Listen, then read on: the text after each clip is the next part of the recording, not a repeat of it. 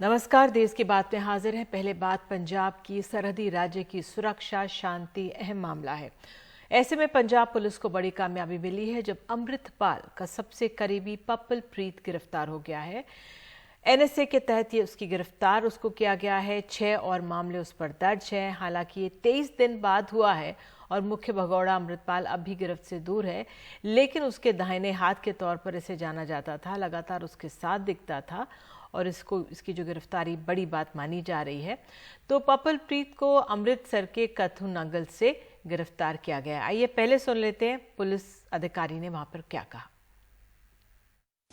Punjab police ने मानयोग CM साहब की इंस्ट्रक्शंस पे बहुत इफेक्टिव काम किया है।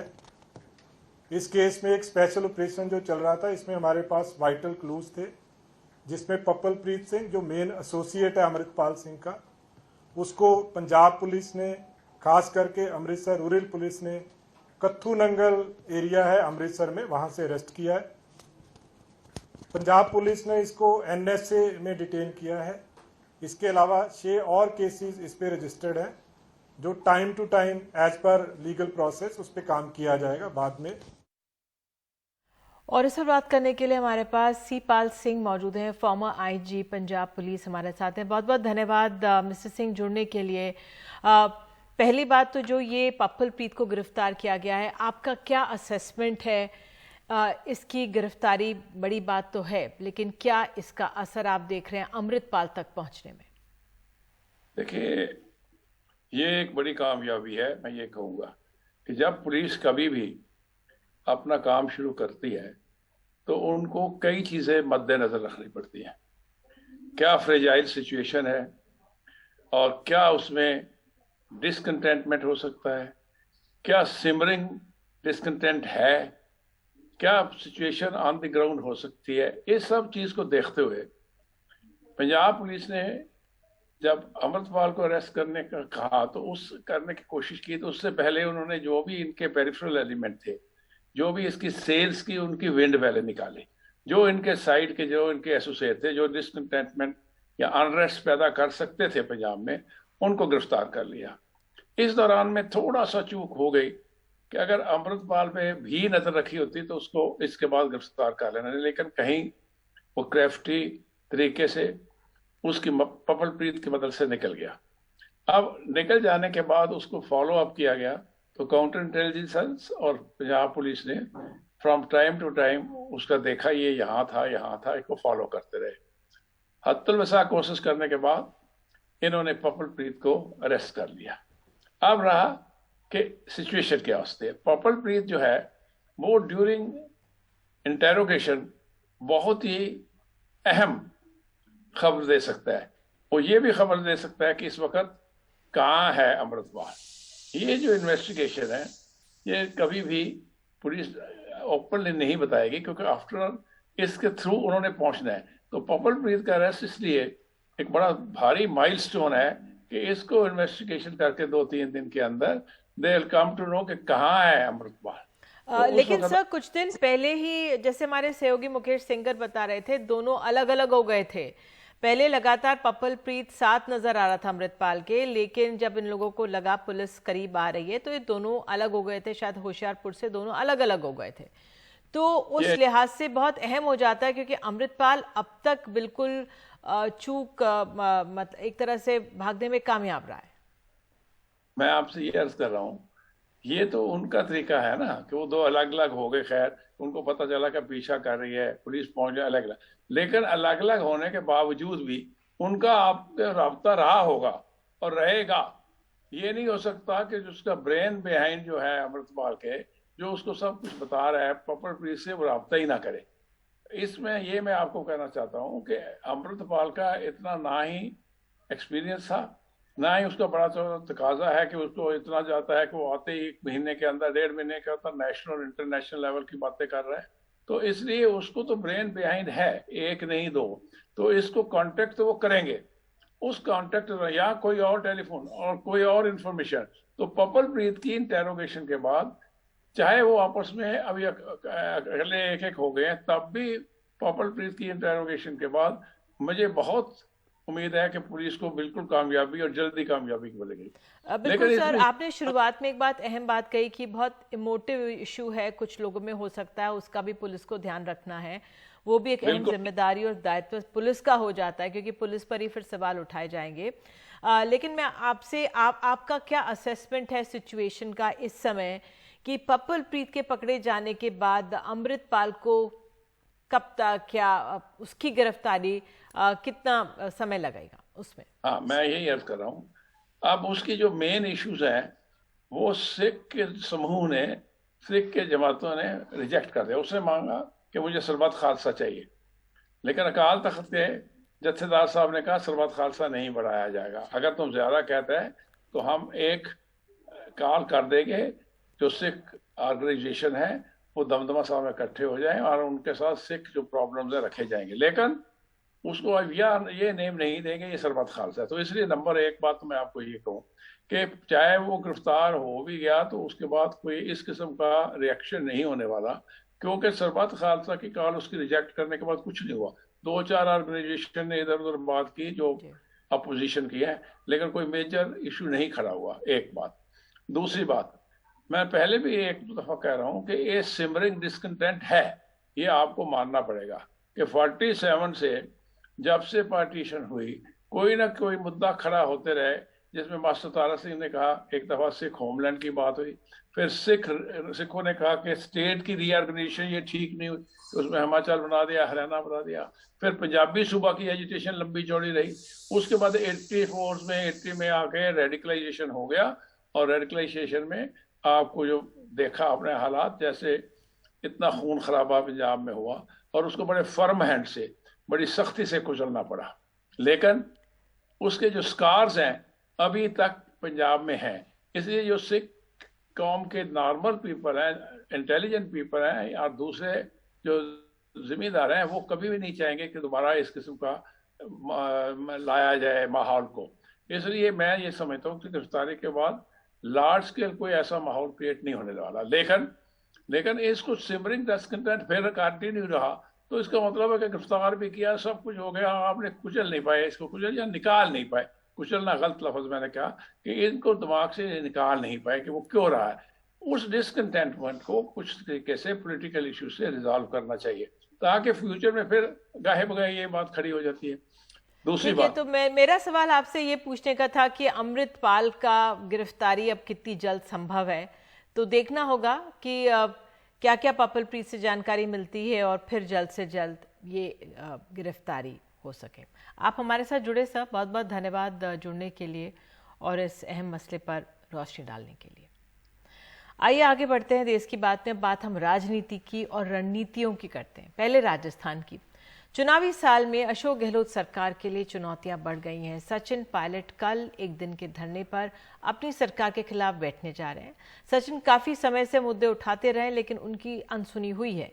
केंद्र ने इस मामले में, जो केंद्र उनके पार्टी के हेड हैं, इस मामले में ज्यादा कुछ नहीं बोला है, लेकिन सचिन के समर्थन में उनके समर्थकों के पहुंचने से अशोक गहलोत के लिए चिंता होगी।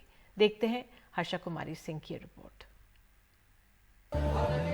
जब जनता के बीच अब सिर्फ 6 महीने का 7 महीने का समय बचा है, राजस्थान में शहीद स्मारक के ऊपर एक दिन का अनशन करूंगा।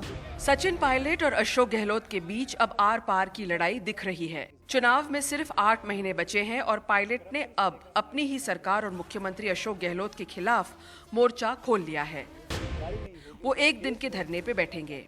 मैं 11 अप्रैल को राजस्थान में शहीद स्मारक के ऊपर एक दिन का अनशन करूंगा।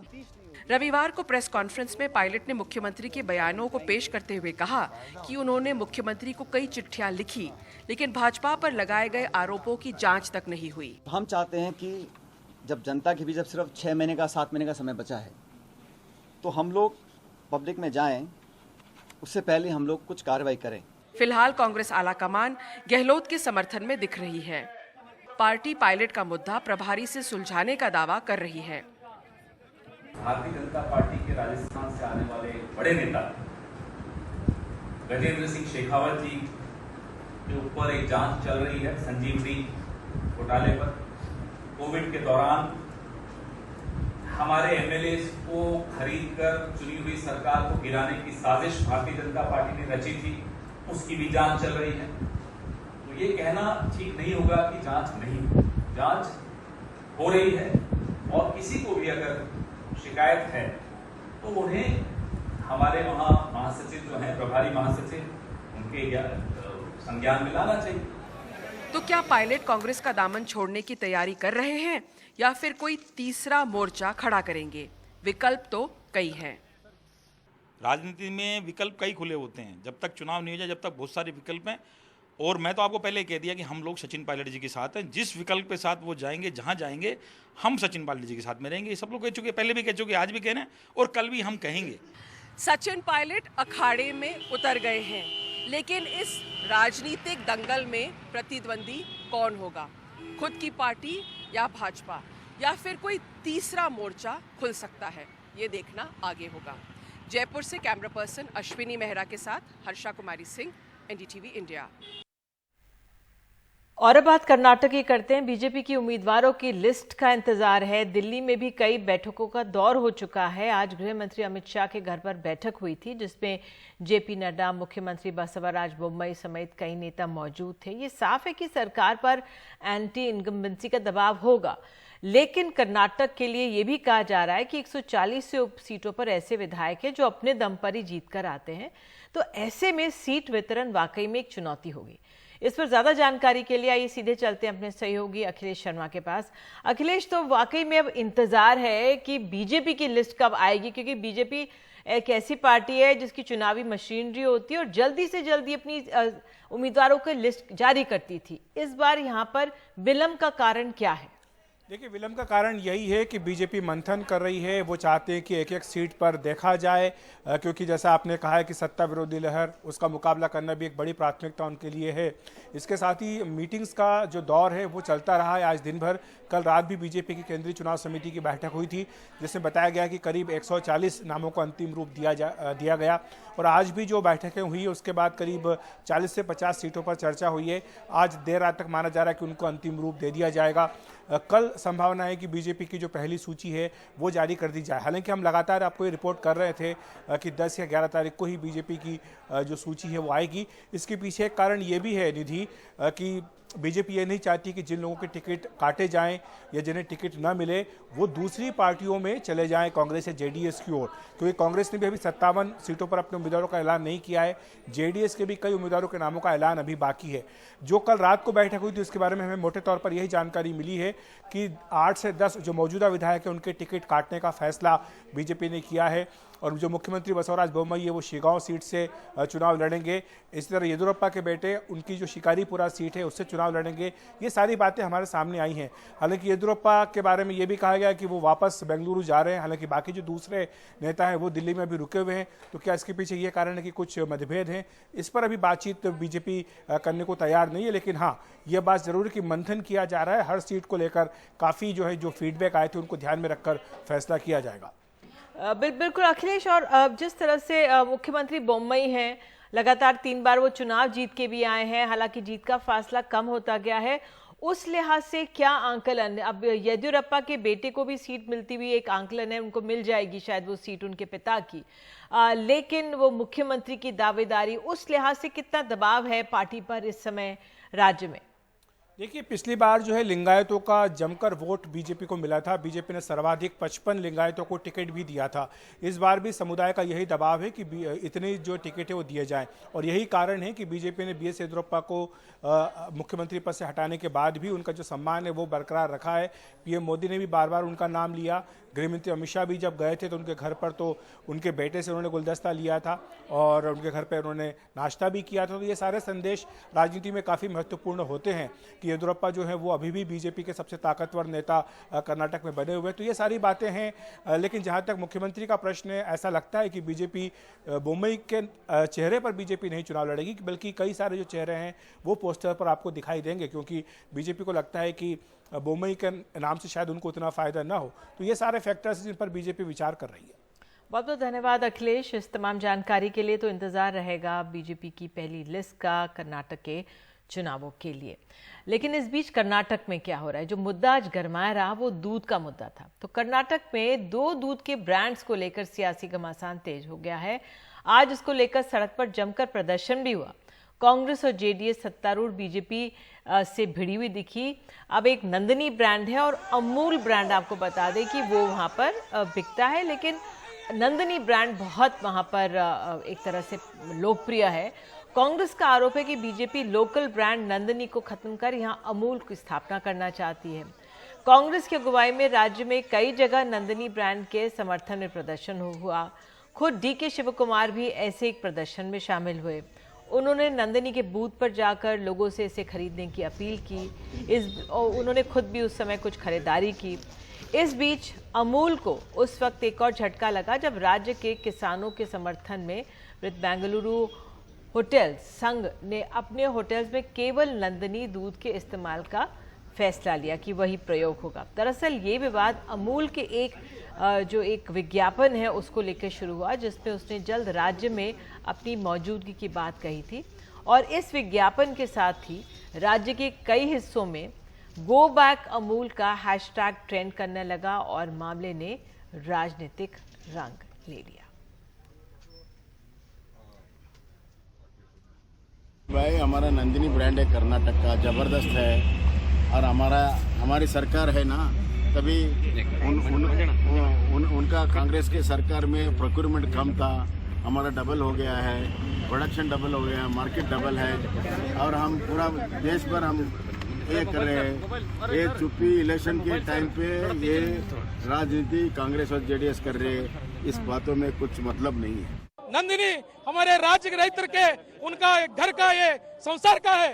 रही बात और अमूल का, ये अमूल दूसरे राज्यों से इधर राज्यों में हमारे गवर्नमेंट का नंदिनी ब्रांड को ये निर्नाम करने के लिए आ रहे, हम करने नहीं देते। वो क्यों बोलते हैं बोले तो गुजरात केंद्रीय संसद के केंद्र के कंपनी है, बीजेपी में सरकार, राज्य के सरकार बीजेपी है, केंद्र में भी बीजेपी है। उसने नरेंद्र मोदी के गांव का गुजरात का जो प्रोडक्ट अमूल, उसने उन्होंने बीजेपी वाले बोलते हैं अमूल देश के बोल के बोलते हैं।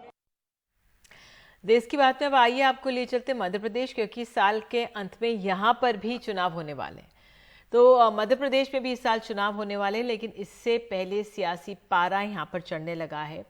माहौल ऐसा है कि मुख्यमंत्री शिवराज सिंह चौहान और पूर्व मुख्यमंत्री कमलनाथ पहले एक दूसरे से सवाल पूछते रहे, लेकिन अब दोनों के बीच शब्दों की जो मर्यादा है वो तार तार होती नजर आ रही है। रिपोर्ट। पिछले हफ्ते छिंदवाड़ा में पूर्व मुख्यमंत्री कमलनाथ और सांसद नकुलनाथ रोजेदारों के साथ बैठे इफ्तार किया, लेकिन इस मौके पर बिना नाम लिए बीजेपी पर तीखा हमला बोला। कहा वो देश को बर्बाद कर देंगे। आप सबको छिंदवाड़ा संभालना है, मुझे प्रदेश संभालने दो। आप चाहते हैं मैं यहाँ बंद के रह जाऊँ तो मैं बंद के रह जाता हूँ। आप सब जगह देख रहे हैं क्या हो रहा है पूरे प्रदेश में, किस तरह दंगा फसाद पूरे देश भर में ये कर रहे हैं। दंगा फसाद बहुत ये पूरे देश को बर्बाद करके छोड़ेंगे। शांति का टापू। एक दिन बाद मुख्यमंत्री शिवराज सिंह चौहान ने कांग्रेस पर दंगे भड़काने की साजिश का आरोप लगाया। कमलनाथ पर तीखा हमला बोला। और मुझे तो आश्चर्य होता है, कांग्रेस के वयोवृद्ध नेता, पूर्व मुख्यमंत्री, जब 2018 में मुख्यमंत्री नहीं थे चुनाव के पहले, तब भी ये कह रहे थे और जोर जोर से कह रहे थे मुसलमानों के पोलिंग बूथ पे 90% वोट क्यों नहीं डलते, वोट डलवाओ और नहीं तो नुकसान हो जाएगा। उससे मैं का वीडियो दुनिया ने देखा है। क्या वो केवल वोट बैंक मान के काम करते हैं? क्या वोट के लिए लोगों को भड़काया जाएगा धर्मों में और जातियों में?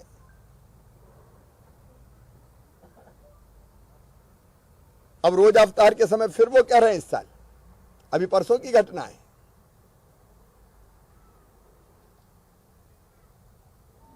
और एक समुदाय को कह रहे हैं दंगे भड़क रहे हैं देश में, प्रदेश में। कहां मध्य प्रदेश में दंगे भड़क रहे हैं? कहां मध्य प्रदेश में अशांति है, लेकिन वोटों की भूख में आप इतने पागल हो गए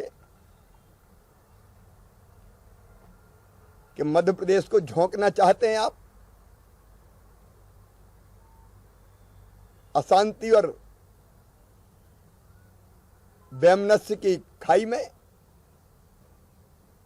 क्या आप मन ही मन ये काम ना करते हैं कि दंगे भड़क जाएं?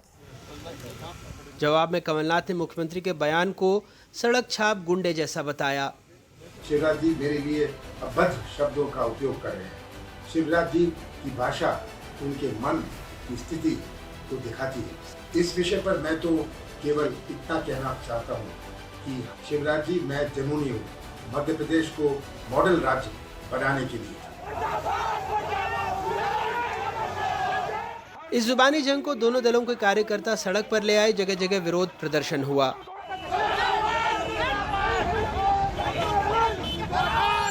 सवाल ये नहीं है कि पहल किसने की, सवाल ये है कि सियासत के शीर्ष पर बैठे लोग भी शब्दों की गरिमा का ख्याल नहीं रख रहे हैं, एक दूसरे की मर्यादा पर हमला कर रहे हैं। जाहिर सी बात है ये राज्य के लिए ठीक नहीं।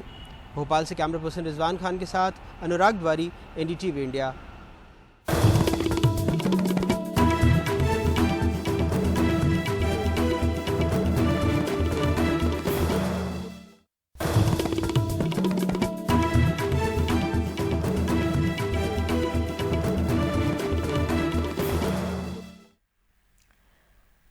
बात अब बिहार की करते हैं। रामनवमी के जुलूस के दौरान बिहार के बिहार शरीफ में हुई हिंसा सुनियोजित थी, ये दावा है बिहार पुलिस का। बिहार पुलिस में ADG जितेंद्र सिंह गंगवार ने कहा है कि शुरुआती जांच में ये कहा जा सकता है कि ये हिंसा सुनियोजित थी। हिंसा से पहले 456 लोगों का एक व्हाट्सएप ग्रुप सक्रिय था, जहां रामनवमी को लेकर संदेश के जरिए हिंसा की साजिश रची गई थी। पुलिस के अनुसार इस मामले की जांच आपराधिक अपराध शाखा के मुताबिक साइबर स्पेस पर उन्माद की बातों ने शहर के सांप्रदायिक हालात को बिगाड़ने में अहम भूमिका अदा की।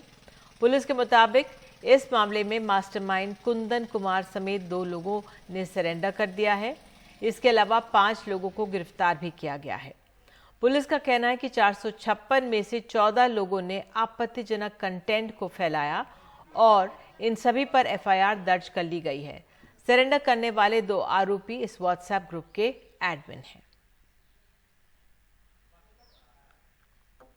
छापामारी के क्रम में जो 15 नामजद अभियुक्त हैं, उसमें से आर्थिक अपराध इकाई द्वारा 5 नामजद अभियुक्तों को गिरफ्तार करने में सफलता पाई है। 2 अन्य अभियुक्त, जिसमें कुंदन कुमार, जो स्थानीय रूप से अपने आप को एक संगठन से जुड़े हुए हैं, उनके द्वारा ऑलरेडी आत्मसमर्पण एक दूसरे केस में कर दिया गया है जो फिजिकल वायलेंस का है। उनके ऊपर भी एक FIR है, तो वो उस कांड से इस कांड में रिमांड किए जाएंगे। उसके अलावा एक कृष्ण कुमार आत्मसमर्पण किए हैं, उनको भी इस कांड में रिमांड किया जाएगा। संक्षेप में बताना चाहूँगा कि उसमें 456 पार्टिसिपेंट थे उस व्हाट्सएप ग्रुप में। उसके 2 एडमिन, यही दोनों एडमिन कुंदन कुमार और कृष्ण कुमार ने अभी आत्मसमर्पण किया है फिजिकल वायलेंस वाले केस में। और साइबर स्पेस वाले केस में उन 456 पार्टिसिपेंट्स का गहन विश्लेषण आर्थिक अपराध ने किया और पाया कि उसमें 14 लोगों के द्वारा इस तरह के आपत्तिजनक कंटेंट को अपलोड किया गया, अप्रूव किया गया, फैलाया गया। तो 456 में से छानबीन करके 14 लोगों पर FIR हुई। प्रशासन की पुख्ती व्यवस्था नहीं रहने के कारण ये घटना घटी थी और उसके ऑर्गेनाइजर स्वयं थे मैं, और इसी कारण ऐसा हुआ है। तो मैं गया भी नहीं हूँ, आप मेरे CDR के माध्यम से आप निकाल के बता सकते हैं कि मेरी उपस्थिति कहाँ पर है। और कहीं पे भी अगर CCTV फुटेज कैमरा से अगर मेरी बात को जाहिर होता है या लाठी हाथ में डंडा पहना कुछ भी हो, तो न्यायालय जो आदेश करेगा हम उसके लिए तैयार। और बिहार से अगली जानकारी भी है। लैंड फॉर जॉब स्कैम मामले में कल उप मुख्यमंत्री तेजस्वी यादव से पूछताछ करेगी एनफोर्समेंट डायरेक्टर। ED ने तेजस्वी यादव को कल दिल्ली स्थित अपने मुख्यालय में बुलाया है। ये मामला लालू प्रसाद यादव के 2004 से 2009 के बीच रेल मंत्री रहने के दौरान उनके परिवार को कथित तौर पर उपहार में दी गई या बेची गई जमीन के बदले रेलवे में की गई नियुक्तियों से जुड़ा है। इसको लेकर CBI भी जांच कर रही है। CBI ने अपने आरोप पत्र में कहा है कि भारतीय रेलवे के निर्धारित मानदंडों और प्रक्रियाओं का उल्लंघन करते हुए रेलवे में नियुक्तियां की गई थी।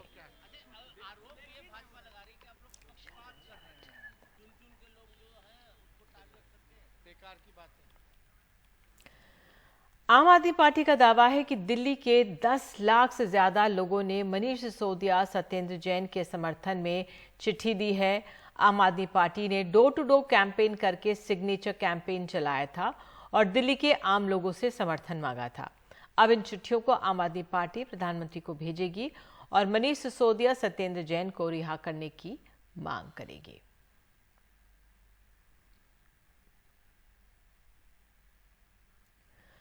और सीधे अब बात करते हैं अरुणाचल प्रदेश की। गृह मंत्री अरुणाचल प्रदेश के दौरे में हैं। उन्होंने वहां पर कहा है कि हमारे जवानों की वजह से कोई हमारी सीमा की तरफ से आंख उठाकर नहीं देख सकता है।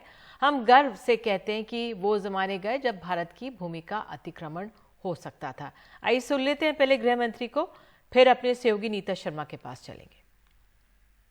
हम निश्चिंत होकर देश के मध्य भाग में, देश के उत्तरी भाग में सो रहे हैं। इसका कारण हमारे हिमवीर आईटीबीपी के जवान और हमारी थल सेना का पराक्रम और उनका त्याग और बलिदान है। उन्हीं के कारण कोई भी हमारी सीमा पर आंख उठाकर देख नहीं सकता। और आज हम गर्व के साथ कहते हैं, वो जमाने चले गए जब भारत की भूमि का कोई अतिक्रमण कर सकता था। आज 100 की सुई की नोक जितनी भूमि का भी अतिक्रमण कोई नहीं कर सकता, क्योंकि आईटीबीपी और भारतीय सेना यहां पर उपस्थित है। तो हमारे साथ हमारी सहयोगी नीता शर्मा मौजूद है। नीता, गृह मंत्री का दौरा अरुणाचल में खासी अहमियत भी रखता है और हाल में खबरें आई थी कि शायद चीन ने कुछ जगहों के नाम अपने नाम कर दिए थे वहां पर। उस लिहाज से जो गृह मंत्री वहां पे पहुंचे और जो उनका बयान है, एक बड़ा मजबूत संदेश देने की कोशिश है। निधि, ये बहुत ही अहम दौरा है केंद्रीय गृह मंत्री अमित शाह का, क्योंकि अभी तक किबिथु जो है उसे हम भारत का आखिरी गांव जो है मानते थे, लेकिन उन्होंने अपने आज इस जो उन्होंने एक भाषण दिया वहां पर जाके लोगों से रूबरू हुए, उसमें उन्होंने ये साफ कर दिया कि नरेंद्र मोदी की जो सरकार है वो किबिथु को आखिरी गांव नहीं प्रथम गांव मानती है। आज के बाद से किबिथु जो है वो प्रथम गांव भारत का माना जाएगा। ये इसलिए भी इम्पोर्टेंट है क्योंकि ये लास्ट डिस्ट्रिक्ट माना जाता था और बिल्कुल एलएसी से सटा हुआ है। इसको लेकर चीन और भारत के बीच में विवाद भी चल रहा है। आज भी चीन ने इस केंद्रीय गृह मंत्री की जो वहां की विजिट है उसे लेकर एक तीखा जो है प्रहार किया है और बोला है कि वहां जाने से वो सही नहीं है। लेकिन केंद्रीय गृह मंत्री ने वहां पर जाकर बहुत ही एक जो है एक पॉलिटिकल स्पीच भी दी, पॉलिटिकल मैसेजिंग भी की, रीच आउट करने की भी कोशिश की वहां के लोगों से। सबसे अहम बात उन्होंने बोला कि जो वाइब्रेंट विलेज प्रोग्राम है जिसके तहत वहां पर वो ये लॉन्च करने गए थे, उसके जो मुख्य बिंदु है वो 3 तरह का जो है वो काम करेगा। पहला जो है, इससे फिजिकल और जो डिजिटल कनेक्टिविटी है, वो जो आखिरी गांव है, जो दूर दराज के गांव है, चाहे वो एलएसी हो एलओसी हो, वहां से जो है वो डिस्टेंस जो है वो कम करेगा।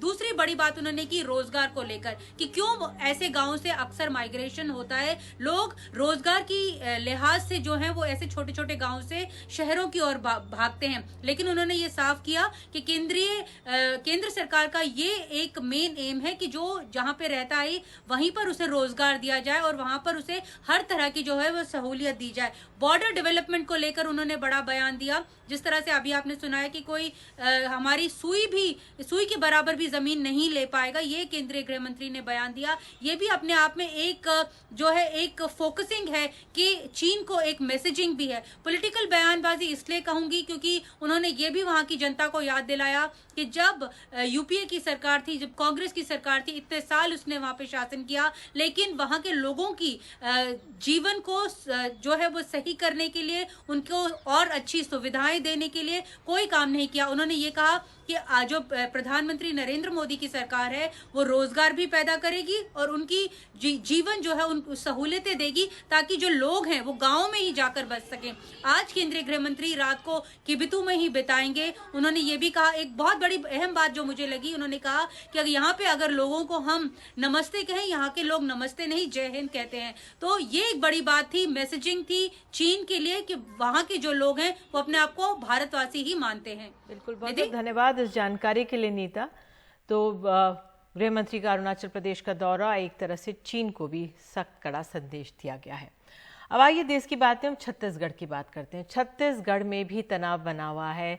यहाँ पे बेमेतरा जिले में 2 दिन पहले हुई हिंसा घटना के विरोध में विश्व हिंदू परिषद बीजेपी कार्यकर्ताओं ने आज रायपुर, बिलासपुर, बेमेतरा और आसपास के जिलों में हाईवे शहर भीतर चक्का जाम किया। सुबह से ही प्रदर्शनकारी बसों को उन्होंने बंद कराया था। आपको बता दें कि 2 दिन पहले 2 स्कूली छात्रों की लड़ाई 2 गुटों की लड़ाई में बदल गई और झगड़े में एक व्यक्ति की हत्या हो गई, जिसके बाद कई जगहों पर तनाव फैल गया।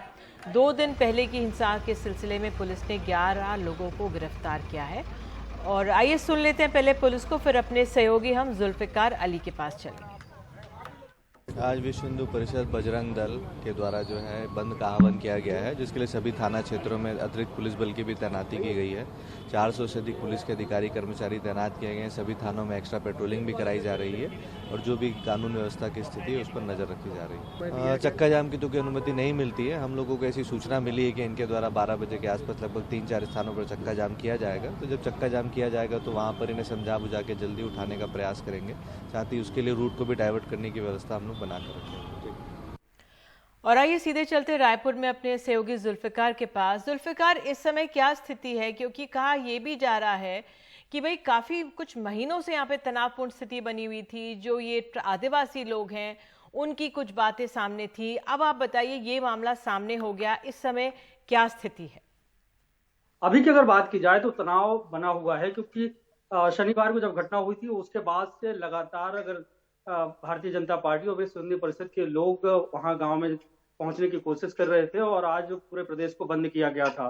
तो प्रदेश के अलग अलग जो जिले हैं वहां पर भारतीय जनता पार्टी और विश्व हिंदू परिषद के लोग सुबह निकले थे। राजधानी रायपुर की अगर बात की जाए तो सुबह से यहाँ तमाम कार्यकर्ता बस स्टैंड पहुंचे। वहां पर भी थोड़ा तोड़ फोड़ की घटना हुई थी। बस के जो कांच हैं उन्हें तोड़ा गया। और अब से कुछ देर पहले जो सूचना मिल रही है कि बेमेतरा का जो बीरनपुर गाँव है जहाँ पर यह शनिवार को घटना हुई थी, वहां पर भीड़ ने एक घर में आग लगा दी और आग लगने के बाद एक विस्फोट हुआ है। तो ये कहा जा रहा है कि घर के अंदर जो सिलेंडर था वो फट गया है और मौके पर मौजूद जो आईजी थे वो बाल बाल बचे हैं। और इसके साथ ही भारतीय जनता पार्टी के प्रदेश अध्यक्ष अरुण साव के नेतृत्व में बड़ी संख्या में लोग बीरनपुर गांव जा रहे थे, लेकिन बीच में ही उन्हें रोक दिया गया। बैरिकेडिंग को तोड़ने की कोशिश की गई, उस दौरान झड़प भी हुई है। हालांकि अभी जो सूचनाएं मिल रही हैं कि अरुण साव वहां पर बैठे हैं और उनकी डिमांड ये है कि जो मृतक परिवार है उसको 1 करोड़ रुपए का मुआवजा दिया जाए। तो कुल मिलाकर जो स्थिति है वो तनावपूर्ण बनी है और सियासत जो है वो देखने को भी मिल रही है। भारतीय जनता पार्टी के अपने आरोप हैं कि उनका आरोप है कि जब से कांग्रेस की सरकार बनी है तब से छत्तीसगढ़ में हिंदू खतरे में हैं और उनके ऊपर हमले हो रहे हैं। वहीं कांग्रेस सीधे तौर से कह रही है कि छत्तीसगढ़ में जो भी घटनाएं हो रही हैं, 2 पक्षों के बीच की जो घटनाएं हैं उन घटनाओं को सियासी रंग देते हुए उसे धार्मिक रंग दिया जा रहा है। तो इस तरीके से अभी फिलहाल की जो स्थिति है, तनाव वीरनपुर गांव में बना हुआ है और धारा 144 लगी हुई है और पुलिस के आला अधिकारी नजर बनाए हुए हैं। आईजी वहां पर मौके पर ही मौजूद हैं। बहुत बहुत धन्यवाद जुल्फिकार इस तमाम जानकारी के लिए। उम्मीद करते हैं जल्द से यहाँ पर शांति बहाल हो छत्तीसगढ़ में और उत्तर प्रदेश से जुड़ी हुई जानकारी आपको दे दें। वाराणसी के ज्ञानव्यापी केस में रमजान के दौरान वजू की व्यवस्था किए जाने की मांग वाली अर्जी पर सुनवाई के लिए सुप्रीम कोर्ट तैयार हो गया है। सुनवाई की तारीख 14 अप्रैल तय की गई है। इस मामले में याचिकाकर्ता के वकील ने कोर्ट से जल्द सुनवाई की मांग की थी। याचिका में कहा गया है कि रमज़ान का महीना चल रहा है और यहां वजू की जगह को सील कर दिया गया है। फिलहाल वजू के लिए ड्रम में पानी का इस्तेमाल किया जा रहा है। रमज़ान की वजह से लोगों की संख्या बढ़ गई है, जिससे इसमें दिक्कतें आ रही हैं। इस मामले में CJI DY चंद्रचूड़ ने कहा है कि बेंच में जस्टिस सूर्यकांत को भी शामिल होना है, इसलिए केस में 14 अप्रैल को विचार किया जाएगा। और देश की बात में आगे बात करेंगे कोरोना की। जिस तरह से मामले बढ़ रहे हैं, आज देश के कई अस्पतालों में मॉक ड्रिल्स हुई हैं। कितने तैयार हैं अस्पताल, एक ग्राउंड रिपोर्ट दिखाएंगे।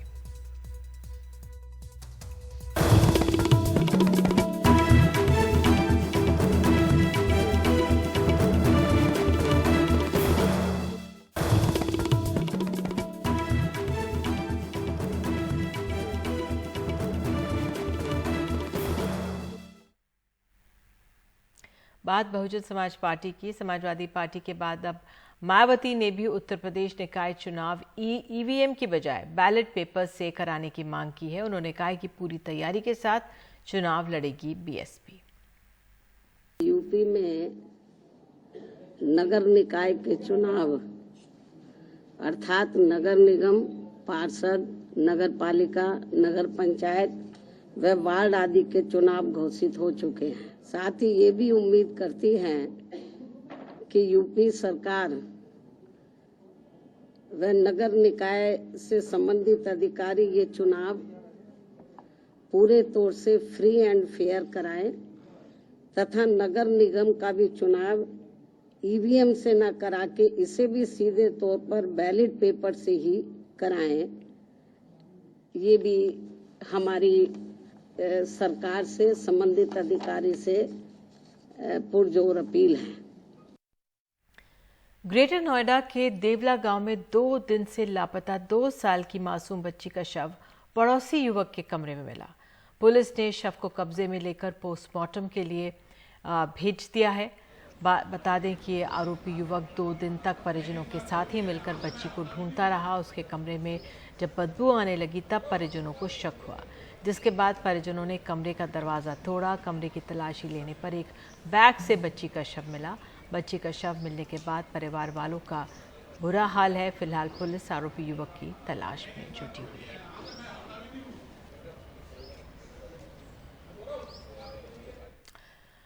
कोरोना के बढ़ते मामलों को लेकर अस्पताल आखिर कितने तैयार हैं, इसको लेकर देश भर के अस्पतालों में 2 दिन का मॉक ड्रिल हुआ है। आज और कल 11 अप्रैल को मॉक ड्रिल की नज़र में आपको बता दें, केंद्रीय स्वास्थ्य मंत्री मनसुख मांडविया ने भी दिल्ली के राम मनोहर लोहिया अस्पताल का दौरा किया। कोरोना के बढ़ते रोग के बीच अस्पताल कितने तैयार। केंद्रीय स्वास्थ्य मंत्री ने दिल्ली के आरएमएल अस्पताल का दौरा किया और इसका जायजा लिया। आशंकाओं के बीच की ये तैयारी है।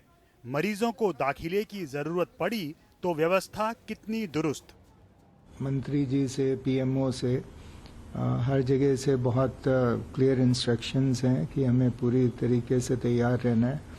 तो मॉक ड्रिल में वो सभी कुछ होगा कि मतलब कैसे, कहाँ टेस्टिंग होती है, कहाँ पेशेंट्स हमारे एडमिट होंगे, सीरियस पेशेंट्स कहाँ जाएंगे, तो वो सारी चीज़ें हैं उसमें।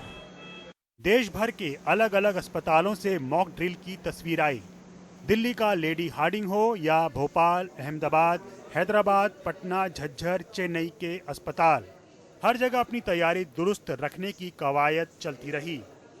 वैसे तो हमारा एक्सपीरियंस है, 2-3 वेव्स हमने झेल ली हैं और हमारी सारी प्रेपरेशन रेडी थी, क्योंकि हमने इसको कोविड एरिया को सारा कन्वर्ट कर दिया था रूटीन वार्ड के लिए या रूटीन सर्विसेज के लिए। तो हमने दोबारा से रीएक्टिवेट किया है। At present we had 30 bed और उसके अंदर हमारा 6 बेड आईसीयू है, 4 बेड एचडीयू है और बाकी वार्ड में है। मॉक ड्रिल कल भी चलेगी। राज्यों से पूरी तरह से इसको अमल लाने की अपील केंद्रीय स्वास्थ्य मंत्रालय ने की है। मामले बढ़ रहे हैं पर मंत्रालय ने साफ किया है कि फिलहाल चिंता की कोई बात नहीं। एहतियातन किसी भी आशंका से निपटने की ये तैयारी है। ब्यूरो रिपोर्ट के साथ नई दिल्ली से परिमल कुमार की रिपोर्ट, एनडीटीवी इंडिया। और कोरोना के मामलों में लगातार बढ़ोतरी के मद्देनजर कुछ राज्यों ने सख्ती की है। हरियाणा, केरल और पुडुचेरी में मास्क को लेकर एक बार फिर से निर्देश जारी हो गए हैं। लोगों से अपील की गई है कि वे सार्वजनिक जगहों पर मास्क पहनकर ही जाएं। हरियाणा में सार्वजनिक जगहों, स्कूलों में मास्क अनिवार्य हो गया है। जिला प्रशासन, पंचायतों को कोरोना प्रोटोकॉल का पालन करने के निर्देश दे दिए गए हैं। केरल में गर्भवती महिलाएं, बुजुर्गों और अन्य बीमारियों से पीड़ित लोगों के लिए मास्क अनिवार्य है। पुडुचेरी में सार्वजनिक जगहों पर मास्क अनिवार्य कर दिया गया है। यूपी में हवाई अड्डों पर विदेश से कि यात्रियों का कोरोना टेस्ट जरूरी होगा। मुंबई में बीएमसी कमिश्नर ने भी 60 साल से ज़्यादा उम्र के लोगों से एहतियातन मास्क पहनने की अपील की है। बीएमसी अस्पतालों में जाने वाले सभी लोगों और स्टाफ के लिए मास्क जरूरी हो गया है।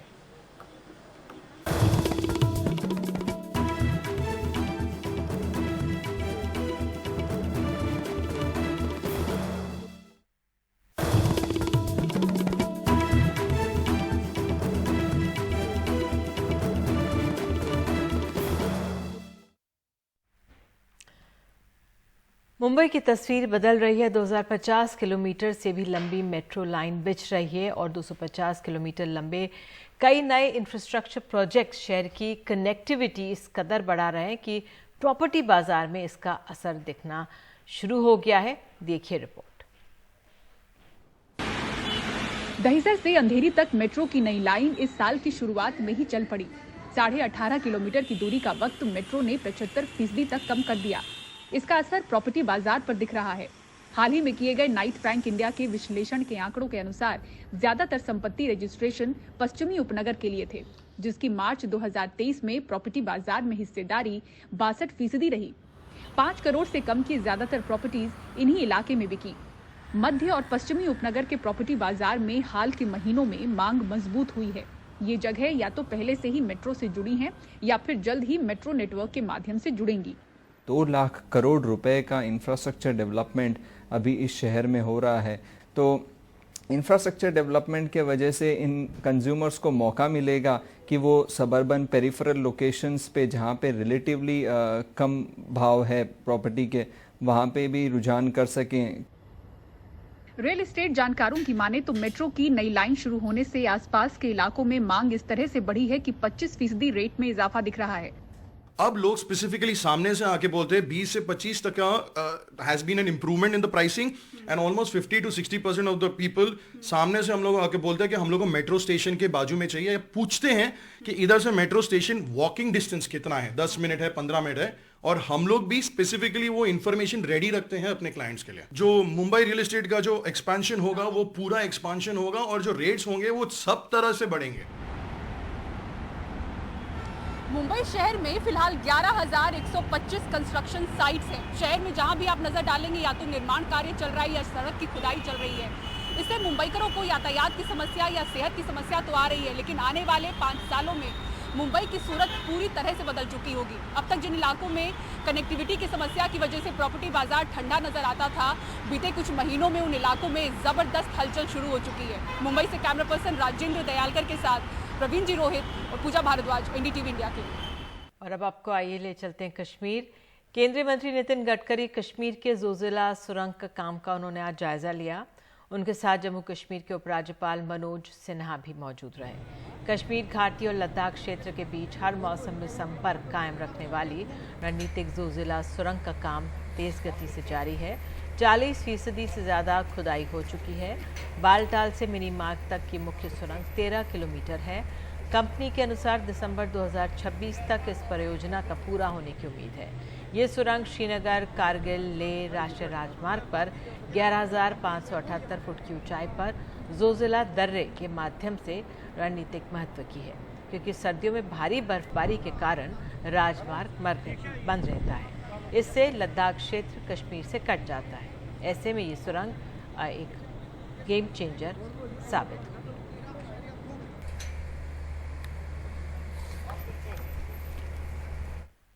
और इसी के साथ देश की बात में आज के लिए इतना ही।